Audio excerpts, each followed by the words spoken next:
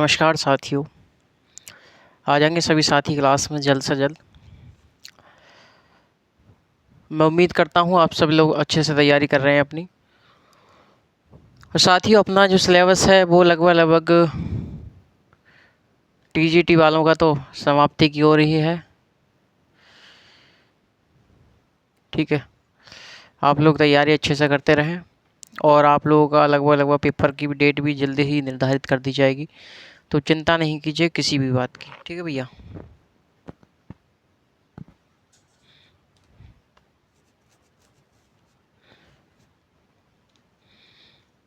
चलिए, आज का जो अपना नई यूनिट हम लोग स्टार्ट करेंगे राजनीतिक सिद्धांत में।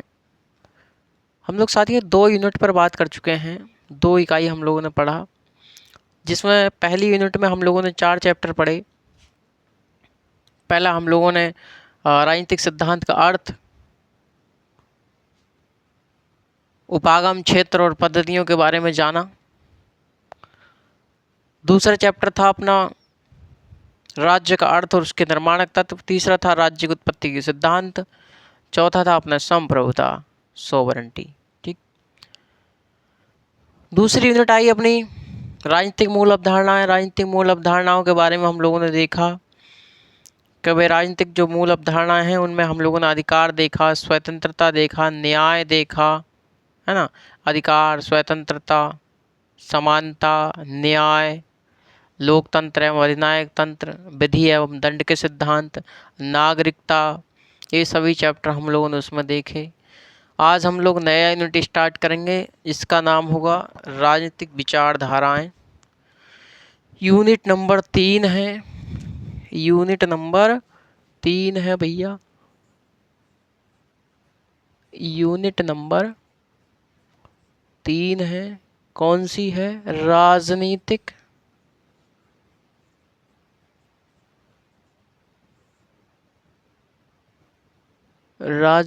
विचारधाराएं।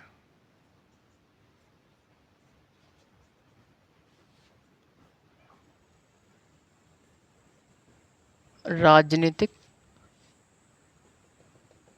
विचारधाराएं। तो मुख्य तौर पर हम इसमें 3 विचारधाराओं की चर्चा करेंगे। 3 विचारधाराओं की हम इसमें चर्चा करेंगे। नंबर 1,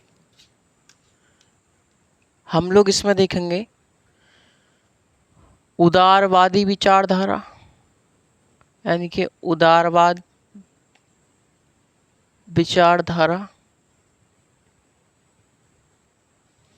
उदारवादी विचारधारा के बारे में हम लोग बात करेंगे। ठीक है भैया।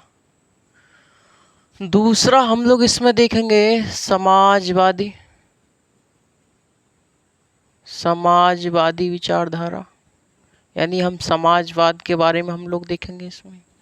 तीसरा है फांसीवाद, हिटलर, मुसोलिनी वगैरह देखेंगे, फांसीवाद। तो ये मुख्य तौर पर हम लोग इसमें 3 विचारधाराओं पर ध्यान देंगे। ठीक है, बात समझ में आ रही है आपको? तो 3 विचारधाराओं पर हम लोग इसमें बात करेंगे, 1, 2 और 3। बात करते साथ ही जो विचारधाराएं होती हैं, बनती कैसे है विचारधारा, विचारधारा का निर्धारण कैसे होता है। तो साथ ही जो विचारधारा होती है उसका निर्धारण जो होता है वो राज्य और व्यक्ति के संबंधों के आधार पर होता है। यदि कहा जाए तो कि विचारधारा का निर्धारण कैसे होता है, तो राज्य और व्यक्ति के संबंधों के आधार पर विचारधारा का क्या होता है? निर्धारण होता है। यानी कि राज्य और व्यक्ति के संबंधों के आधार पर लिखना भी स्टार्ट करें साथ के साथ ही, यानी कि राज्य और व्यक्ति के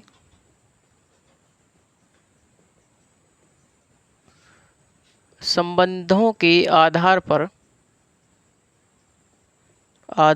क्या होता है? विचारधारा का निर्धारण होता है।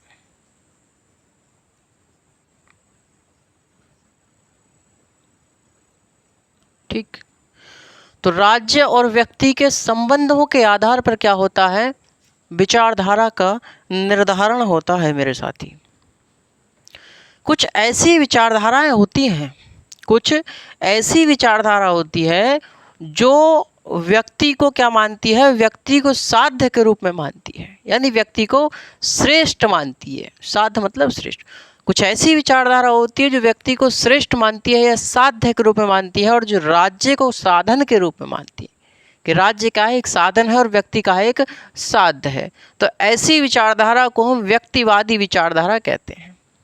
लिखिए, कुछ ऐसी विचारधारा होती हैं, कुछ ऐसी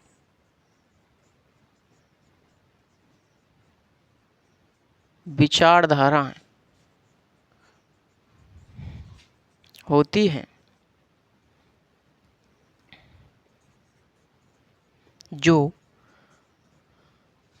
व्यक्ति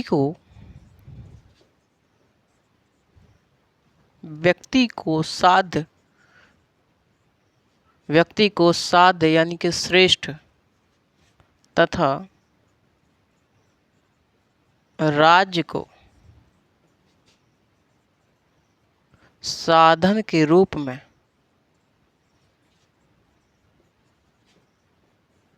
मानती है। तो ऐसी विचारधारा को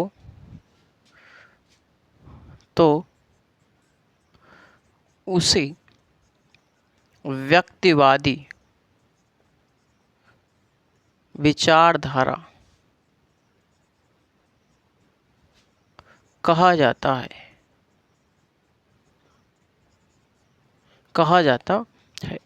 मैंने आपसे कहा कि भाई कुछ ऐसी विचारधारा होती है, कुछ ऐसी एक विचारधारा होती है जो क्या मानती है, जो भैया व्यक्ति को क्या मानती है, जो व्यक्ति को साध्य के रूप में मानती है, व्यक्ति को साध्य के रूप में मानती है, और राज्य को क्या मानती है, राज्य को साधन के रूप में स्वीकार करती है। राज्य क्या है, राज्य क्या है, एक साधन है, ठीक, इसके रूप में मानती है। तो इस विचारधारा को हम क्या बोलते हैं, व्यक्तिवादी विचारधारा बोलते हैं। व्यक्तिवादी इसको हम विचारधारा बोलते हैं। बात क्लियर समझ में आ गई कि भैया कुछ ऐसी विचारधारा होती हैं जो राज्य को साधन और व्यक्ति को साध्य के रूप में मानती हैं। तो ऐसी विचारधारा को व्यक्तिवादी विचारधारा बोलते हैं। साथियों, कुछ ऐसी विचारधारा होती है जो राज्य को तो साध्य मानती है और व्यक्ति को क्या मानती है, व्यक्ति को साधन के रूप में स्वीकार करती है। कुछ ऐसी विचारधारा होती हैं, थ्योरी आपने जान ली है एक में, मैं शॉर्ट लिख दे रहा हूँ अब। कुछ ऐसी विचारधारा होती है भाई साहब, कुछ ऐसी विचारधारा होती है जो राज्य को क्या मानती है, राज्य को साधन के रूप में मानती है, राज्य को साधन के रूप में मानती है, और व्यक्ति को भाई साहब राज्य को साध्य के रूप में मानती है, साध्य के रूप में मानती है, ठीक। कुछ ऐसी विचारधारा होती है जो राज्य को साध्य तथा व्यक्ति को क्या मानती है, व्यक्ति को साधन के रूप में मानती है, व्यक्ति को साधन के रूप में मानती है। तो ऐसी विचारधारा को हम क्या बोलते हैं, समाजवादी, या फिर हम इसे फांसीवादी विचारधारा, या फिर हम इसे क्या बोलते हैं, या फिर हम इसे आदर्शवादी विचारधारा बोलते हैं, या फिर हम इसे आदर्शवादी विचारधारा बोलते हैं, आदर्शवादी, ठीक। तो मैंने आपको बताया कि भाई कुछ ऐसी विचारधारा भी होती हैं जो व्यक्ति को क्या मानती हैं, व्यक्ति को साधन के रूप में मानती है और राज्य को साध्य के रूप में मानती है। कि इनका कहना होता है कि भैया राज्य के बिना व्यक्ति अधूरा है, यानी कि व्यक्ति राज्य में रहकर ही अपने अधिकारों की प्राप्ति कर सकता है, राज्य से अलग या राज्य के विरुद्ध अपने अधिकारों की प्राप्ति नहीं कर सकता वह। तो कौन मानता है, ये समाजवादी, फांसीवादी, आदर्शवादी, ये सभी लोग मानते हैं क्या मानते हैं कि भैया ये राज्य को क्या मानते हैं, साध्य के रूप में मानते हैं और व्यक्ति को साधन के रूप में स्वीकार करते हैं। ये जो अपनी जो समाजवादी विचारधारा या फिर फांसीवादी विचारधारा या आदर्शवादी विचारधारा है, इसका जो विलोम होता है, इसका जो विलोम होता है या जो ये इसका जो उल्टा होता है वो व्यक्तिवाद होता है। क्या होता है, व्यक्तिवाद होता है। यानी भैया व्यक्तिवाद के तो उल्टा है ये विचारधारा है, समाजवादी, फांसीवादी और आदर्शवादी। जहाँ व्यक्तिवाद क्या मानते हैं, जहाँ व्यक्तिवाद भाई साहब व्यक्ति को साध्य तथा राज्य को साधन के रूप में स्वीकार करता है, वहीं समाजवादी, फांसीवादी और आदर्शवादी जो विचारधारा है वह राज्य को साध्य के रूप में स्वीकार करती है और व्यक्ति को साधन के रूप में स्वीकार करती है। तो कहीं ना कहीं एक दूसरे के ये विलोम है, कहीं ना कहीं ये एक दूसरे के विलोम हैं साथियों। कुछ ऐसी विचारधारा होती है साथियों जो राज्य को साधन तथा साध्य दोनों को रूप में स्वीकार करती है। तो ऐसी विचारधाराओं को हम उदारवादी विचारधारा बोलते हैं। कुछ ऐसी विचारधारा होती हैं, लिखिए, ऐसी विचारधारा जो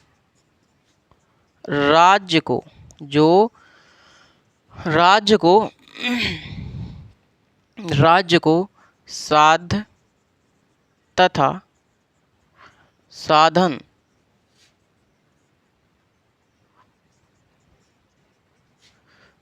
दोनों के रूप में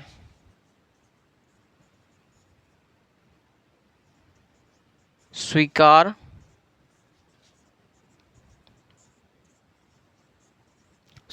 करती है, उसे उदारवादी विचारधारा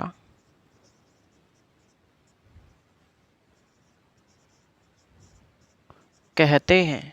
उसे क्या बोलते हैं भैया, उदारवादी विचारधारा बोलते हैं।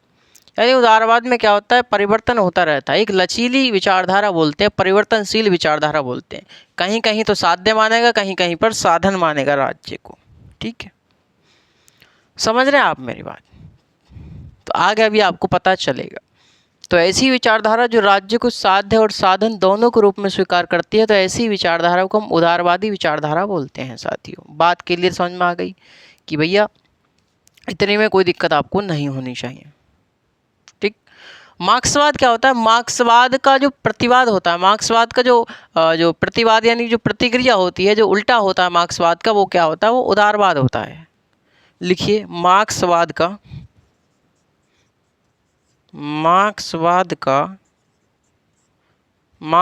की प्रतिक्रिया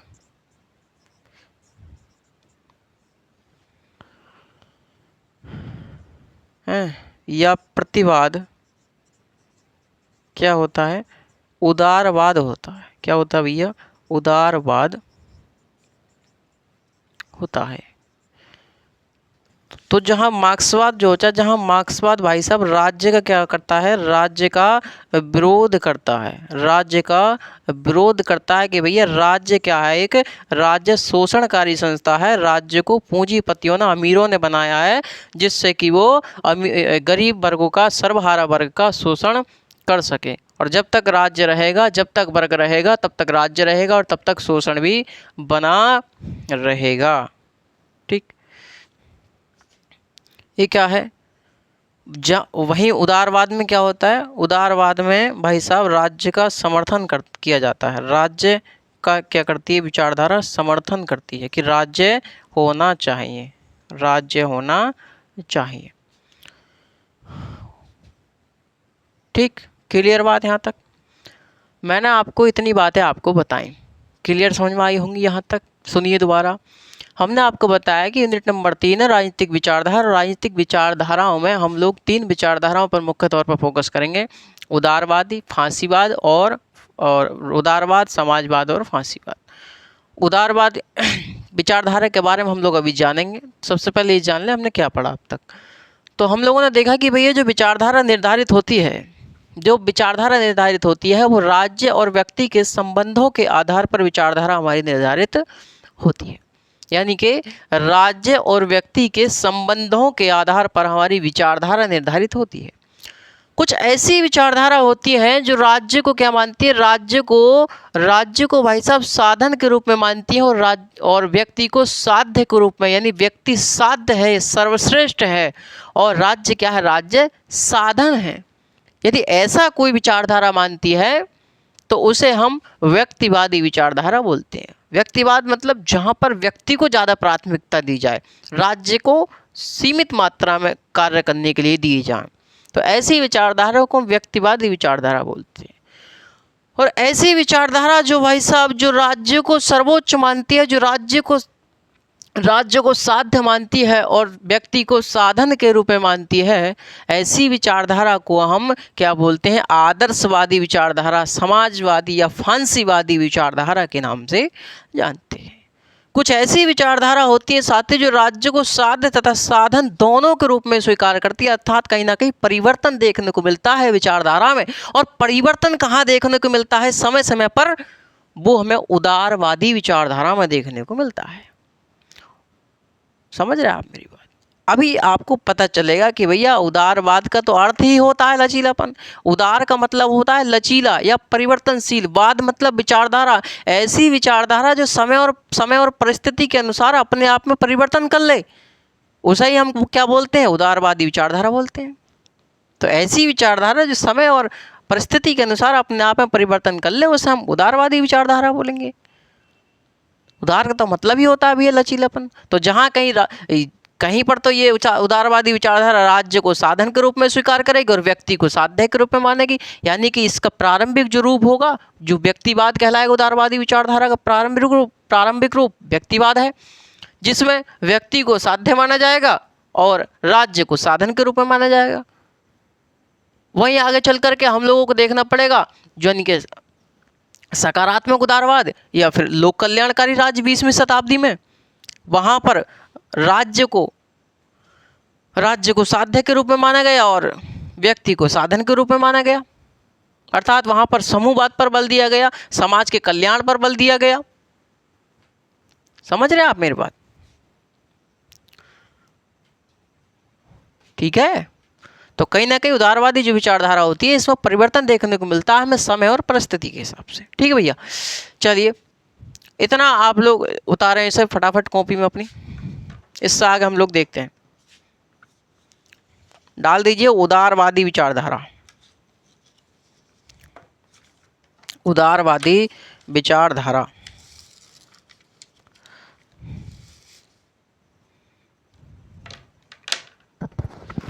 उदारवादी विचारधारा के बारे में हम लोग जानेंगे।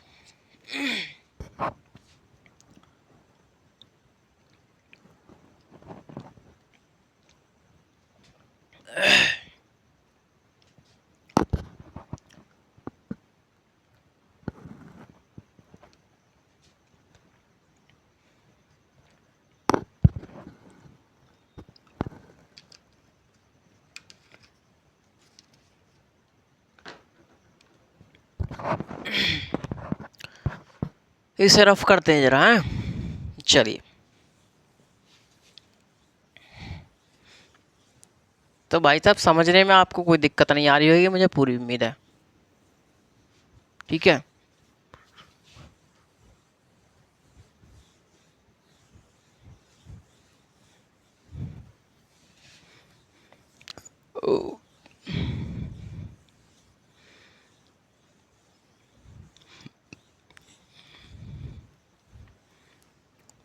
चलिए उदारवादी के बारे में बात करते हैं। उदारवाद,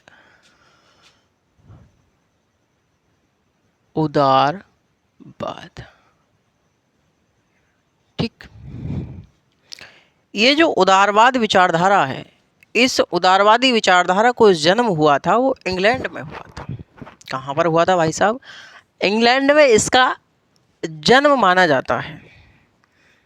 ये जो सबसे पहले उदारवाद जो सुना गया, उदारवादी शब्द को जब सुना गया, महसूस किया गया कि भैया उदारवादी है कुछ, उदारवाद है कुछ, ये सबसे पहले 19वीं शताब्दी में सुना गया।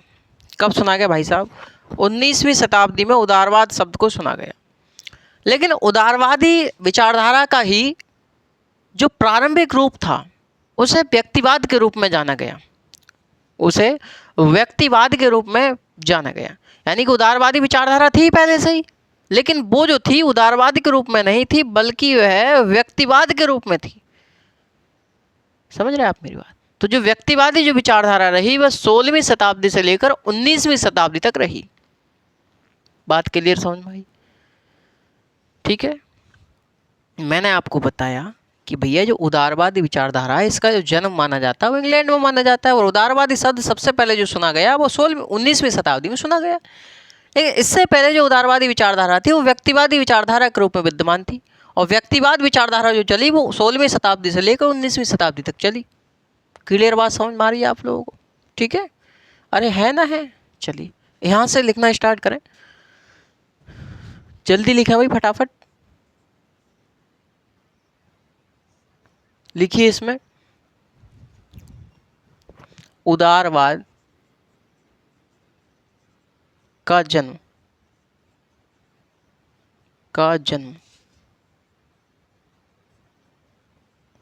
इंग्लैंड में हुआ, इंग्लैंड में हुआ। उदारवाद शब्द को सर्वप्रथम, उदारवाद शब्द को सर्वप्रथम 19वीं शताब्दी में, 19वीं शताब्दी में सुना गया, 19वीं शताब्दी में सुना गया। लेकिन इसका प्रारंभिक रूप, लेकिन इसका प्रारंभिक रूप व्यक्तिवाद कहलाया। क्या कहलाया भैया? व्यक्तिवाद कहलाया। व्यक्तिवादी विचारधारा 16वीं शताब्दी से लेकर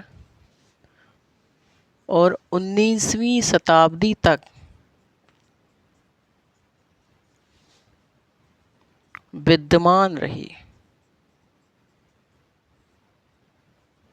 विद्यमान रही। बात क्लियर समझ में आई? ये जो उदारवादी विचारधारा होती है साथियों, ये विवेक पर आधारित विचारधारा होती है। किस पर आधारित होती है? ये विवेक पर आधारित विचारधारा होती है, जिसका मूल मंत्र होता है स्वतंत्रता। यानी कि अर्थात यह व्यक्ति की स्वतंत्रता को क्या देती है? सर्वाधिक महत्व देती है। लिखिए, उदारवादी विचारधारा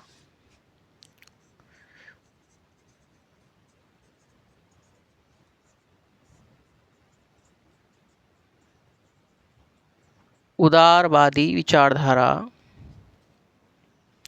विवेक पर आधारित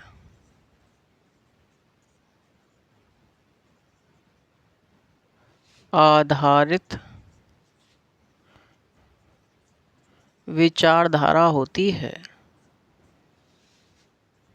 जिसका मूल मंत्र स्वतंत्रता होता है। अर्थात यह व्यक्ति की स्वतंत्रता तहत, यह व्यक्ति की स्वतंत्रता को सर्वाधिक महत्व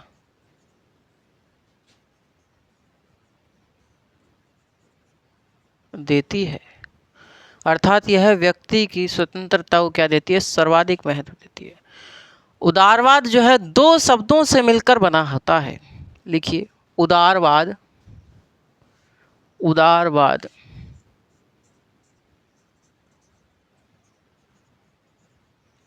उदारवाद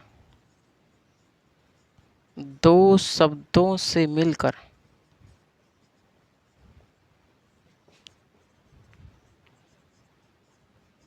बना होता है।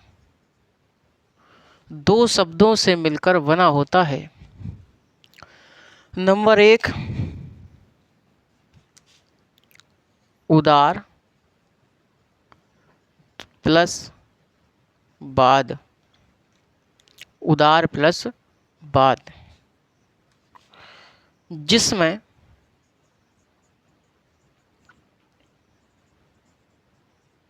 उदार का अर्थ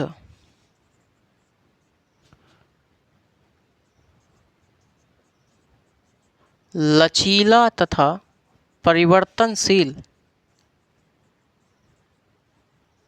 लचीला तथा परिवर्तनशील होता है। परिवर्तनशील होता है,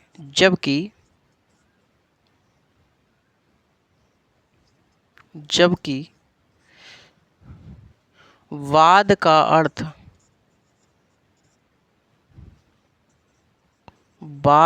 अर्थ विचारधारा होती है, विचारधारा होता है।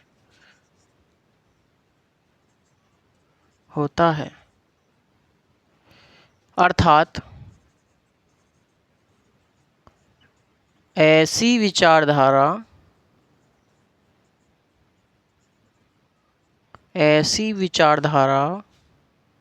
जो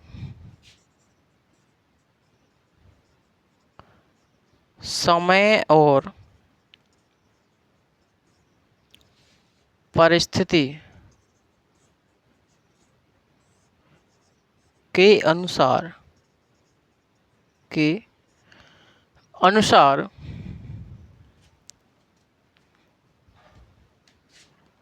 अपने आप में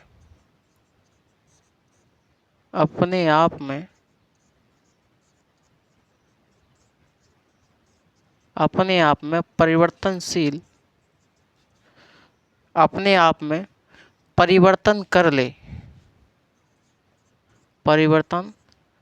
कर ले, उसे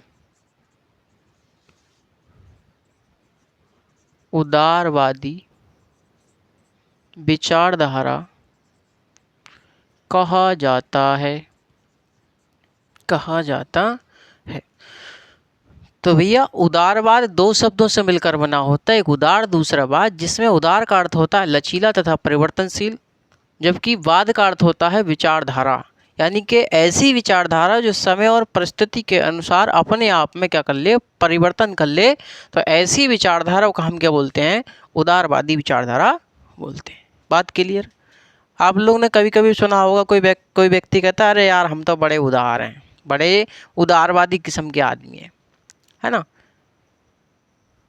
बड़े उदारवादी किस्म का आदमी है, बड़े ही लिबरल हैं, है ना। ठीक है, तो इसका मतलब है कि वो व्यक्ति क्या है, वो व्यक्ति ऐसा है जो जैसे उसके पास संकट आया वैसे उसने अपना भेष बदल लिया। समझ रहे हैं आप मेरी बात? कि उसने जैसी परिस्थिति उसके साथ आई उसी परिस्थिति में वो ढल गया। और मनुष्य की भी यही प्रवृत्ति है साथियों, मनुष्य की यही प्रवृत्ति है। मनुष्य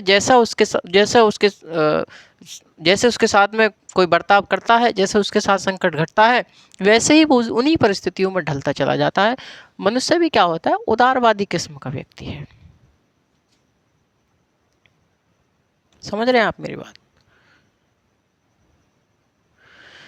चलिए आगे बात करते हैं साथियों। जो उदारवादी विचारधारा होती है वो अहिंसा की समर्थक होती है, लोकतंत्र की समर्थक होती है, और साथियों संवैधानिक तंत्र, विधि का शासन, इन सब की क्या होती है, विश्वास करती है। कौन? उदारवादी विचारधारा। लिखिए, उदारवाद जो होता है, उदारवादी विचारधारा अहिंसा अहिंसा, लोकतंत्र, अहिंसा, लोकतंत्र, संवैधानिक तंत्र,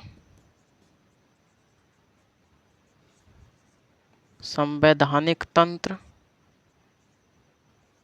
संवैधानिक तंत्र और विधि का शासन, और विधि का शासन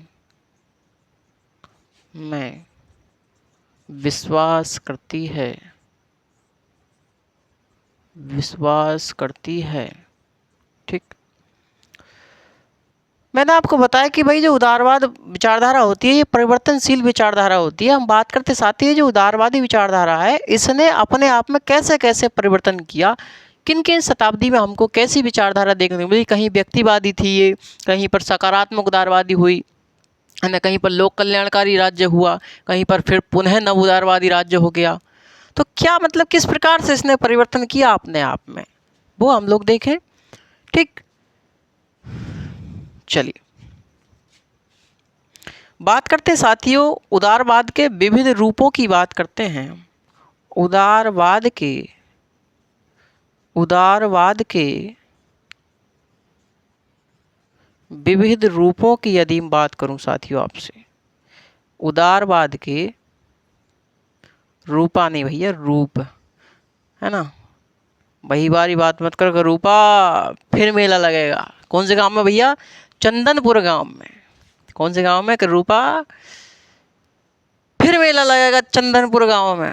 अब चंदनपुर गांव में मेला नहीं लगाना है हमें मेला लगाना है अपने गेट के बाहर सिलेक्शन के बाद।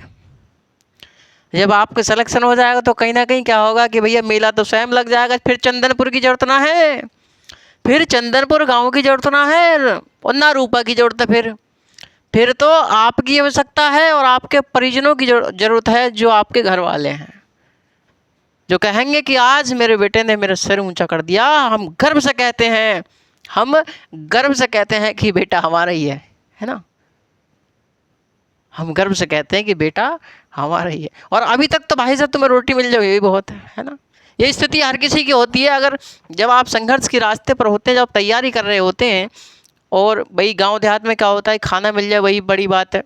शौक मौज की तो बहुत, हम उन्हें तो सोच ही नहीं सकते, विचार ही नहीं ला सकते दिमाग में। तो कहीं ना कहीं हमें अपने मेहनत के बल पर जीना होता है। क्यों? देखिए मध्यम वर्गीय परिवार में क्या होता है, खाओ और कमाओ वाली स्थिति होती है कि भैया, और लगभग खेती के ऊपर डिपेंड होता है व्यक्ति।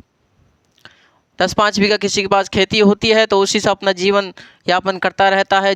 किसी से भैया ले लेता है, फिर खेत उसमें फसल में आकर दे देता है।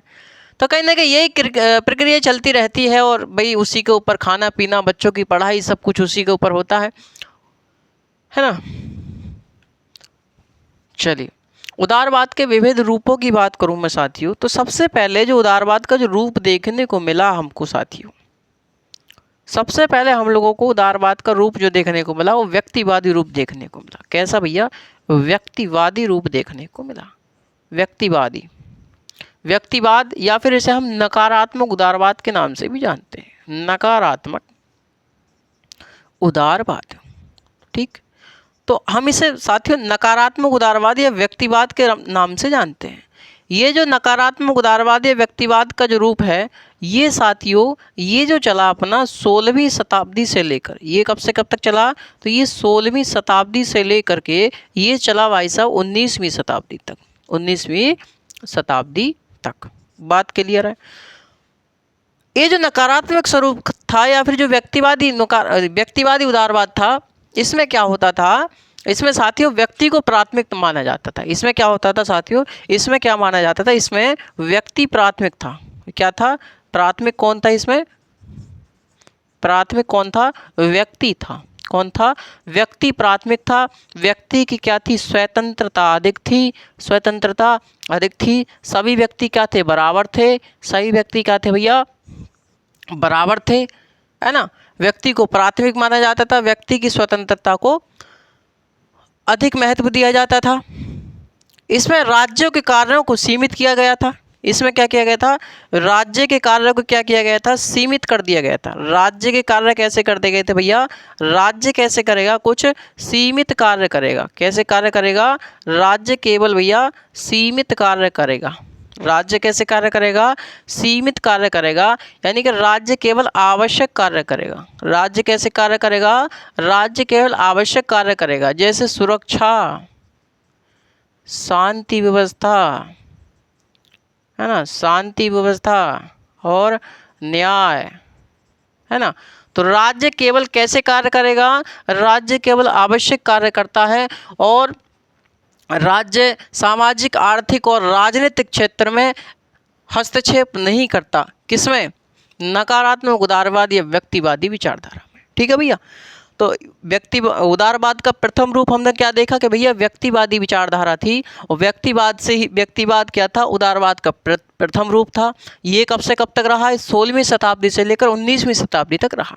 इसमें क्या था, इसमें व्यक्ति को प्राथमिक माना जाता था, सभी व्यक्ति बराबर थे, व्यक्ति की स्वतंत्रता को अधिक महत्व दिया जाता था, और राज्य के जो कार्य थे वो सीमित कार्य किए गए। राज्य से कहा गया कि आप केवल आवश्यक कार्य करेंगे, आवश्यक कार्य जैसे सुरक्षा, शांति व्यवस्था और न्याय के कार्य करेंगे।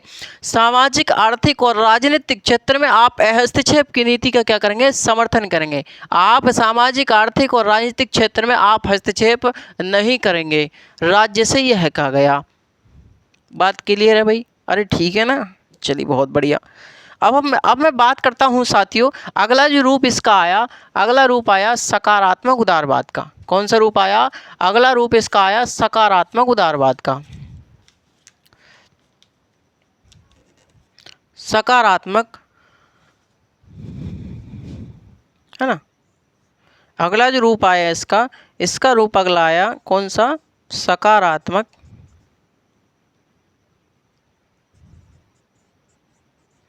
सकारात्मक उदारवाद। सकारात्मक उदारवाद। तो सकारात्मक उदारवाद में कहा गया कि भैया ये जो राज्य है, राज्य आवश्यक कार्यों के साथ, यहाँ पर राज्य के कार्य क्या कर दिए गए, बढ़ा दिए गए। राज्य क्या करेगा, आवश्यक कार्यों के साथ साथ जैसे सुरक्षा,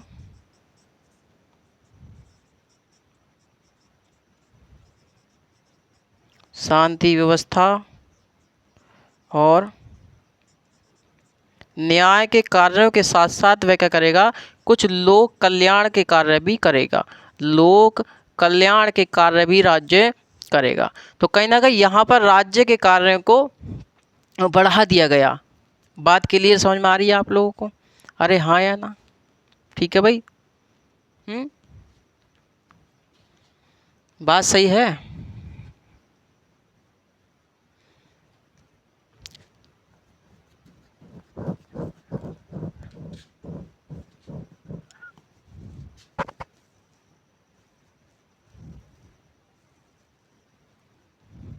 ठीक, क्लियर है बात।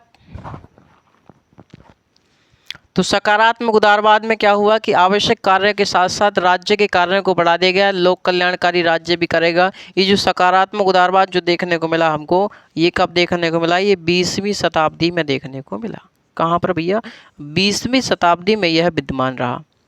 आगे चलकर के साथियों अगला जो आया, अगला साथियों लोकतंत्र का ही उसका उदारवाद का ही परिवर्तित रूप जो आया, वो लोक कल्याणकारी राज्य देखने को मिला। लोक कल्याणकारी राज्य, लोक कल्याणकारी राज्य हमको देखने को मिला। ये कब देखने को मिला, ये भी साथियों 20वीं शताब्दी में हमको देखने को मिला। ठीक, जब लोक कल्याणकारी कार्य ज़्यादा हो गए, जब लोक कल्याणकारी कार्य ज़्यादा हो गए तो साथियों उदारवाद ने पुनः साथियों कैसा रूप ले लिया, व्यक्तिवाद का रूप ले लिया। पुनः व्यक्तिवाद का रूप ले लिया, जिसे हम नव उदारवाद के नाम से जानते हैं। नव उदारवाद के रूप से नव उदारवाद के नाम से जानते हैं, या फिर हम इसको नव उदारवाद को ही हम क्या बोलते हैं, इसको उदारीकरण के नाम से जानते हैं। क्या बोलते हैं, उदारीकरण। करण के नाम से जानते हैं। ये जो नव उदारवाद जो आया, नव उदारवाद साथियों, ये 20वीं शताब्दी के उत्तरार्ध में, 20वीं शताब्दी के उत्तरार्ध में, यानी कि जब 20वीं शताब्दी समाप्त होने वाली थी, लगभग लगभग कहा जाए तो 1970 से 1980 के दशक की बात करी जाए तो 1970 से 80 के दशक में, है ना, क्या देखने को मिला? नव उदारवाद देखने को मिला, यानी कि पुनः उदारवाद किस में देखने को मिला? हमें व्यक्तिवाद में परिवर्तित हो गया, है ना। पुनः क्या हो गया? पुनः व्यक्ति की स्वतंत्रता को किया जाने लगा, व्यक्ति की स्वतंत्रता को प्राथमिक बनाया गया। ठीक है, कहाँ पर? नव उदारवाद में पुनः।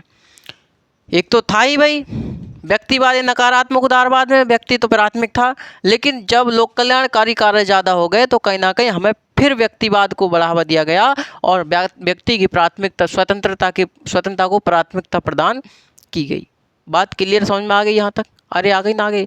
जो उदारवाद जो था साथियों, उदारवाद ने प्रारंभिक रूप में क्या माना? प्रारंभिक रूप में व्यक्ति को साध्य के रूप में माना और राज्य को साधन के रूप में माना, यानी कि व्यक्ति सर्वश्रेष्ठ है, व्यक्ति श्रेष्ठ है, व्यक्ति साध्य है। यानी कि साथियों मैं आपको बता दूं कि उदारवाद ने, ये जगह नहीं बची है ना, यहाँ पर लिख लीजिए, उदारवाद के प्रारंभिक रूप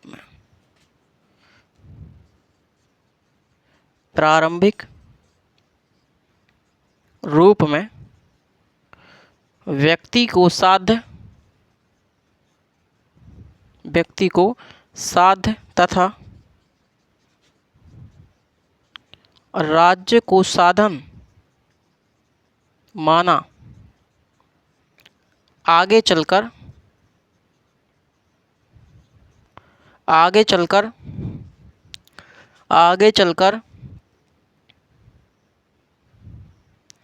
अपने आप में परिवर्तन किया,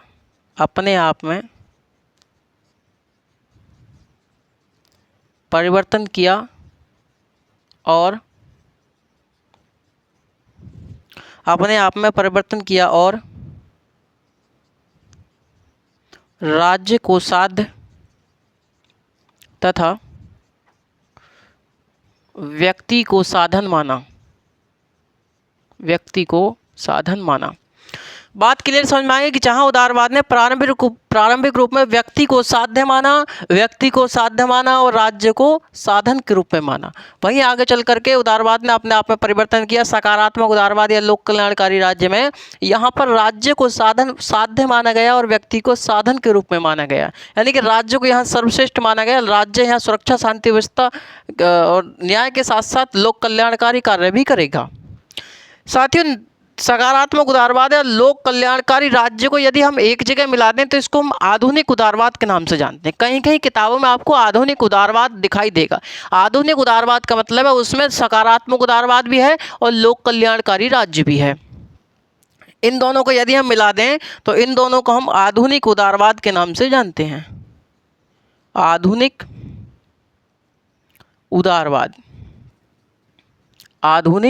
उदारवाद के नाम से हम इन दोनों को जानते हैं। बात क्लियर समझ में आ गई? अरे हाँ या ना? बोलो सही आ गई समझ में आपके? हैं? अरे आ गई ना? आ गई भाई? अरे हाँ या ना? अरे हाँ या ना?